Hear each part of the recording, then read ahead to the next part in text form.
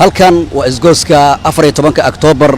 ekis Soobe halkan 3 sano ka hor waxa ka dhacay qarax dad fara badan oo Soomaali ah oo shacab u badan ay waxyeelo isugu jira dhimasho iyo dhaawac ay halkan ka soo gaareen warbixinteena ayaan rabnaa inaan maanta ku dul istaagno aragtida dhalinyarada iyo kaalinta dhalinyarada ay ka qaateen nasiibadii halkan ka dhacday iyo garab istaaga dadkii dhaawacyada qabay oo haday ahaan lahayd in dhiiga shubidda ay ka qayb qaataan ama gurmadkii halkan ka socday 3 sano ka hor aragtida dadweynaha ayaan ku eegi doonaa anagoo codbaahiyaha warbaahinta qaranka la dhaxmari doono bal dadweynihii halkan ku sugnaa oo hoolaha gurmudka sameynayay 3 sano ka hor masiibadii qaraxii Soobe ee halkan ka dhacday 3 sano ka hor meeshan waxaan ka dhacay musiibo ilaahay horta waxaan ka baryaynaa marka hore inuu soo nagu soo celin qarax yar iyo mid weynba ummadda Soomaaliyeed 3 sano ka hor iyo maanta meesha joogto way kala duwan tahay musiibo haday dhacdo waxa la rabaa inay ku noqoto darsi maanta Muqdisho way ka soo kabatay wixii 3 sano ka hor ku dhacay ilaahay oo naxariistay intii dhimatay inta dhaawacaan aan wali ka soo kabanay ilaahay caafimaad taam ha siiyo 3 sano ka hor meeshan waxa ka dhacday musiibo weyn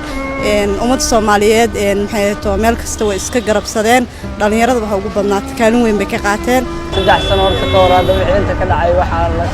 laga naxeeyay ma sha Allah horta inta dhimatay Allah u naxariisto maalinku qarax dhacay ana goobjoog baan waa joogay ilaahay maad iskale eeshaas fadhiyo luuqaas fadhiyay meesha aan fadhiyay nin markaas yimid oo saaxiibkay ah ayaa ku dhaawacmay anigu ilaahay ma gaarsiinin mar waxaan ka tacsiinayna 3 sano ka hor wixii meesha ka dhacay masiibada ka dhacday inta ku dhimatay oo ku geeriyootay Allah u naxariisto walaalahay ahaayeen waa amar ilaahay oo lama filaan oo hay run ahaantii horta qof walba murugo gooni u leedahay maanta oo kale 3 sano ka hor inkastoo murugada ay kala xanuun badan tahay waxaan halkan tacsiye teeraana ugu dirayaa dhammaan Soomaaliyeed meel walba ay joogto oo anaga aan ugu horeyno run ahaantii murugada ma aha mid la soo koobi karo mana aha mid dhamaanayso runtii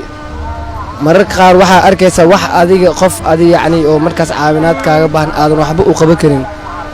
taas weena dhacday oo aniga ugu dhacday maanta kale waxay iga dhigan tahay maalin aad u xanuun badan oo ay adag tahay in dib loo xasuusto 3 sano kadib maanta kale waxaan ku xasuustaa qaraxii Soobe oo runtii ahaa musiibo qaran yani wax kale oo aan ku tilmaami karaa aysan jirnin waxaan isleeyahay ummadda Soomaaliyeed waxay ka baratay 10